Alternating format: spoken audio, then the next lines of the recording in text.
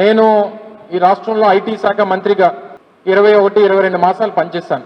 ఎందుకు అడుగు తింటానికా? ప్రముఖ సంస్థలైనటువంటి ఇన్ఫోసిస్ లాంటి సంస్థల్ని కనిపించట్లేదే, అలాగే రాన్స్టాడ్ లాంటి పెద్ద కన్సల్టెంట్ సంస్థల్ని, ఎక్కడ WNS లాంటి సంస్థల్ని, కనిపించలేదు. సరే సరే.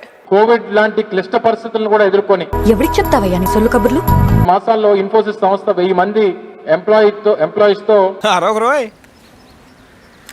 చూడు. దేని గురించి తెలుసు అధ్యక్ష? ఎంఓయు బొబ్బట్ల గురించి చేసుకున్న ఎంఓయు.